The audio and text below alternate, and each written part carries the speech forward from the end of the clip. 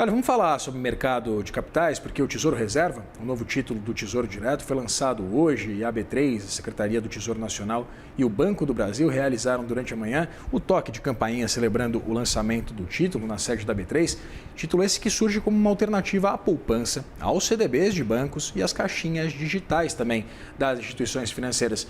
Com o Tesouro Reserva, é possível investir a partir de R$ 1 e ter rendimento de 100% da Selic. Além disso, esse novo título tem liquidez diária, o que significa que ele pode ser sacado a qualquer momento. De acordo com o Tesouro Nacional, o funcionamento vai ser no esquema 24 horas por dia, 7 dias por semana.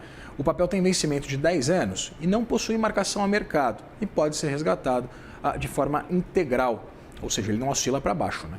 O título foi lançado depois de um período de testes e vai ser ofertado inicialmente pelo Banco do Brasil. E para explicar como é que funciona esse novo título, evidentemente os ditames todos para comprar, para investir, converso agora com Gustavo Trota, especialista e sócio da Valor Investimentos. Gustavo, seja muito bem-vindo, é sempre um prazer ter você aqui. Boa tarde, Vitor. Boa tarde a todos que nos assistem. É um prazer. Gustavo, antes da gente falar sobre a especificidade desse papel, eu queria perguntar sobre as intenções por trás do lançamento dele.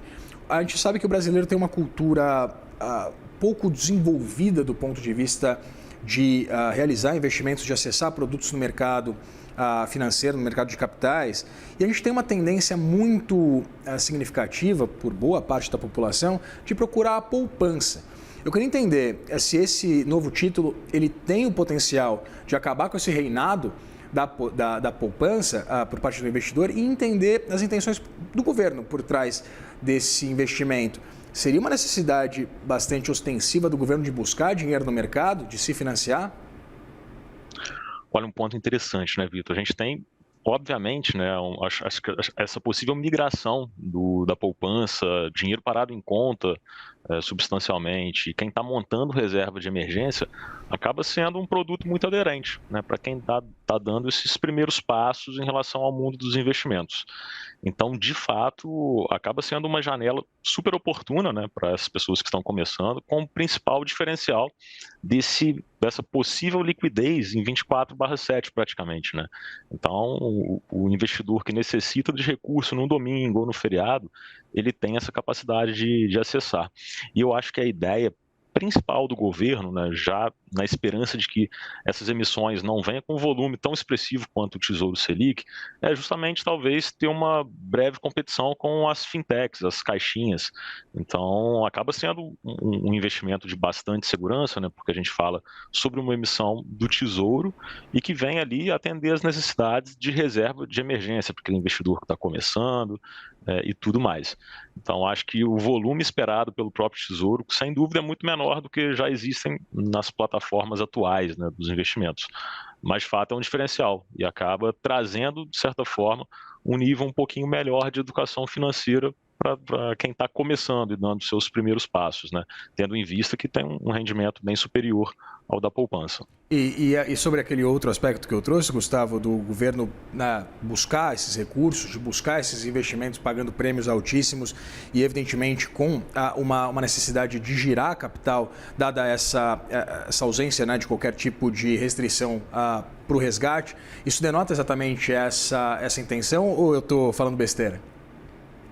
Não, isso pode fazer sentido sim, né? O governo ele tem duas maneiras de obter recursos, né? A primeira é via impostos e a segunda é de fato via dívida. A gente já tem uma dívida que é crescente, né, com a taxa de juros que a gente possui, a gente vem numa crescente muito superior ao que era esperado, né, uma dívida sobre PIB e tudo mais. Então, sem dúvida, isso daí pode ser sim uma necessidade de ter mais uma fonte de arrecadação, vamos dizer dessa forma, porque justamente você consegue definir, né, e destinar esse recurso a qualquer projeto que o governo entenda como necessário. Então, sem dúvida, ele acaba sendo um ponto que o governo ele entendeu que existe uma demanda via mercado, né? E hoje essa demanda ela é totalmente suprida pelas fintechs, basicamente, né, que hoje são as maiores concorrentes, só que o governo trazendo um nível maior de segurança e oferecendo o mesmo tipo de rentabilidade e benefício com certeza vai ser um competidor bem à frente dos seus concorrentes, né? Isso, sem dúvida, vai trazer ali benefícios para o governo.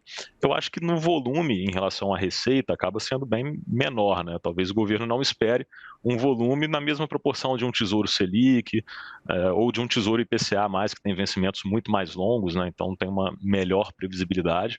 Mas, sem dúvida, sim, ajuda na receita, né? Nessa entrada de fluxo para o Tesouro Nacional.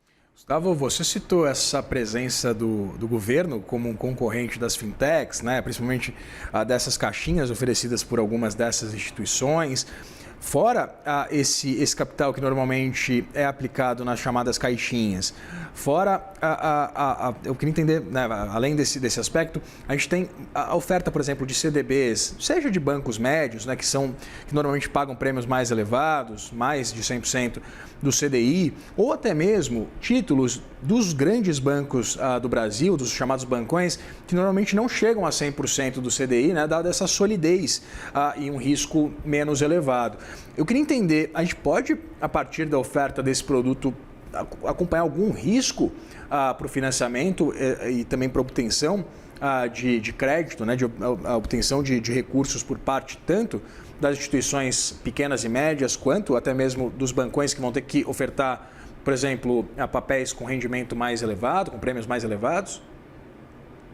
Olha, isso é um excelente ponto, Vitor, e eu acho que isso só o tempo irá dizer de fato, né? Porque, basicamente, quando a gente olha a poupança, né, hoje ela é o principal veículo para financiamento imobiliário, né? Então, de fato, com a inovação de produtos e a poupança ela vindo perdendo força ao longo dos anos em relação, pelo menos, aos aportes, a gente já, em uma parte, a gente tem essa maior dificuldade em obtenção de crédito, mas olhando o copo meio cheio, né, o cenário positivo, a gente está falando também de um investidor que tem um retorno muito mais elevado do que quando comparado à poupança, né?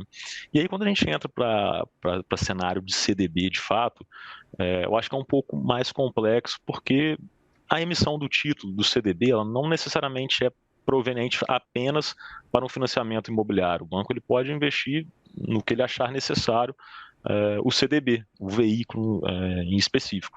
Então, eu acredito que esse Tesouro Reserva ele tem uma concorrência muito maior para as caixinhas tradicionais, né, dessas fintechs, do que para esses títulos que são líquidos, né, só que só podem ser acessados em horário comercial, por exemplo, porque acho que principalmente a principal intenção do governo é trazer essa necessidade de emergência mesmo, é você poder acessar em um feriado, em um domingo, num sábado à noite, por exemplo. Então, todo o planejamento desse investidor acaba tendo que ser um pouco melhor desenhado, né? Ele não vai ter todo o seu recurso alocado no Tesouro Reserva, porque talvez não faça sentido, né? O risco dele aumenta em relação ao ambiente que esteja frequentando e por aí vai. Então, acho que não, tá? Respondendo a sua pergunta ali objetivamente sobre a concorrência com os bancos em relação aos CDBs, acho que isso, o principal concorrente já é, de fato, o Tesouro Selic. Eu acho que o principal impacto são realmente nas fintechs, né, nessas caixinhas. Conversei com o Gustavo Trota, especialista e sócio da Valor Investimentos. Gustavo, muito obrigado pela disponibilidade de conversar com a gente. Obrigado, Vitor. Forte abraço, até mais.